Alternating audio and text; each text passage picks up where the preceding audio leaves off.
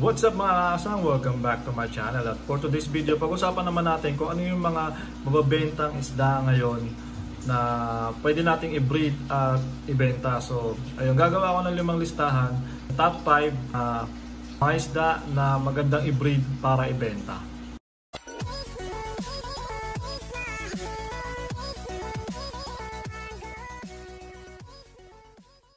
So yun guys, noong una sa listahan natin, ang top 5 natin ay ang goldfish.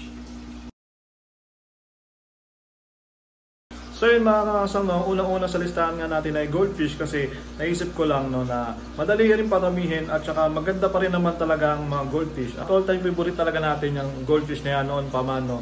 At yun, madali siya i-breed, maganda siya paramihin. Ang problema lang sa kanya ngayon eh medyo bumaba na yung bumaba na yung value niya at makakabili ka na lang sa murang halaga ngayon.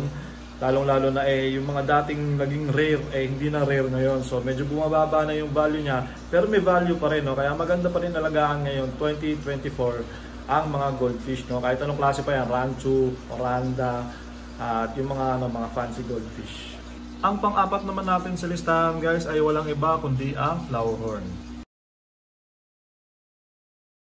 At so yung mga kasong, naisip ko na number 4 ay walang iba kundi ang aking paboritong flowerhorn, no? Dahil una-una sa lahat, no, ang flowerhorn kasi hindi talaga nawawala sa uso yan. Though minsan konti yung konti yung mga buyers, konti yung mga gusto mag-start ng flowerhorn keeping, talagang isa yan sa mga listahan ng mga pumapasok sa aquarium hobby. Isa yan sa pinakaunang pinipili nila na alagaan. So maganda pa rin talaga i-breed yan. Yun nga lang medyo mahirap pa rin talaga siya i-breed, so tsagaan lang talaga para makapagparami ka niyan. Pero maganda rin naman ang profit niyan, no, dahil marami pa rin bibili sa'yo. Kahit ngayon 2024 na uso-uso pa rin talaga ang flowerhorn sa mga aquarium natin. So yun guys, no, ang number 3 naman sa listahan natin ay walang iba kundi ang balloon mollies. At so yung mga kasang, no, pangatlo sa listahan natin ay ang balloon mollies, no, dahil naisip ko na balloon mollies, no, dahil napakarami nagbebenta ngayon nito at nagbe-breed nito ngayon dahil ang daming lumabas ng mga bagong kulay, no, hindi kagaya dati mga black, mga marble, mga ganon ng mga balloon mollies.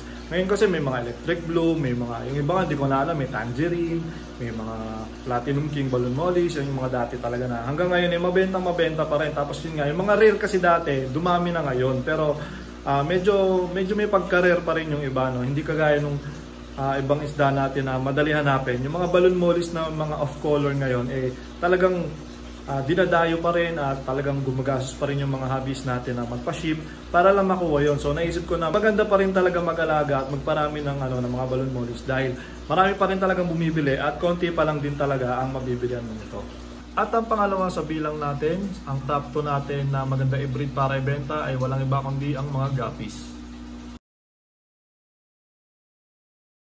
At so yung mga kasang, no, number 2 nga ang ating mga guppies, no, dahil noon pa man din maganda na talaga ang bentahan ng guppies at hanggang ngayon napakaraming bumibili kahit sa tingin ko wala na masyadong mga bagong kulay na lumalabas ngayong taon na to. Kahit yung mga luma pa rin yung mga kulay na binibenta natin, kagaya yung mga all-time favorite natin ng mga albino full red, yung mga HB blue, HB red, ayan, yung mga platinum, mga ganon. Talagang marami pa rin bumibili at napakadali pa rin talaga kasing alagaan at paramihin itong mga guppies na to.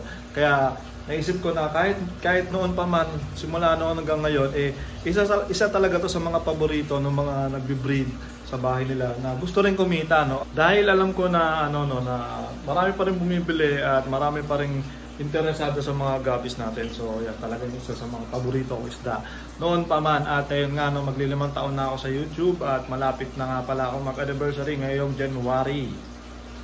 At ang pinaka-tingin ko mabenta ngayon na magandang alagaan sa bahay at madali paramihin ay walang iba kundi ang crayfish. At so yung mga kasang, no, ang number 1 na naisip ko ngayon na magiging pinakamagandang alagaan para paramihin sa bahay ay walang iba kundi ang crayfish. Dahil napakabilis nito dumami at maraming gustong bumili nito dahil nga ay pwede siyang ibenta as breeder at pwede rin siyang ibenta para gawing food, no. So yun nga dahil nga may mga bumibili niyan para iluto talaga yan at hindi talaga sila ginagawang pet. So ayun, no, ang dami ko nakikita nagbe-breed niya ngayon at ang dami rin gustong bumili para mag-breed lang din at magparami. At yun nga, meron din daw mga bumibili na mga ayan, sa mga restaurant, sa mga palengke. Yun, nakikita ko nga na kahit walang bumili niyan sa'yo as para sa pagbe-breeding, soon dadami rin ang bibili niyan sa mga palengke para maging maging pagkain at maging ulam natin. So ayun nga, naabangan ko nga si Mitra na dahil nag-usap kami at sabi ko nga sa kanya magawa kami ng vlog na magluluto kami ng crayfish. Ngayon kasi pinapalaki pa namin yung mga crayfish namin. So ayun, testing natin kung ano nga ba talagang lasa ng crayfish at hindi pa rin naman talaga ako nakakatikim. Dahil tingin ko medyo mahal siya para iluto. Ngayon papasok ng taon, tingin ko magiging mabenta pa rin ang crayfish at marami pa rin bibili at marami pa rin ang magiging interesado sa crayfish. Kaya yun ang ginawa kong number 1 na pinakamagandang alagaan ngayon para i-breed sa bahay at paramihin para magkaroon tayo ng kita. So ayun guys, sana nagustuhan nyo yung listahan na ginawa ko. So yung mga kasang, ang listahan na to ay base lang naman sa mga na-experience ko at nakikita ko at na-observe ko dito sa market natin dito sa Pilipinas. So pwede magbago to sa isang taon at hindi rin naman to kagaya nung nakaraang taon. So depende yan kung ano yung uso talaga, kung ano yung in demand. Yun yung magiging mabenta. So ngayon nga, ito yung listahan ko na tingin ko ay in demand ngayon. At ayun, sa mga papasok dyan para para mag-breed ng sarili nilang mga isda at magbenta rin.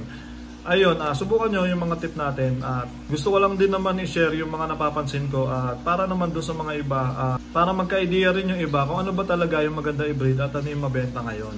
So ayun guys, sana nagustuhan nyo yung video na to at sa mga hindi pa nakasubscribe, subscribe na kayo. Sa mga hindi pa nakapollow sa aking Facebook, follow na kayo at tapusin na natin yung video na to. Maraming salamat sa mga nanood. Peace out!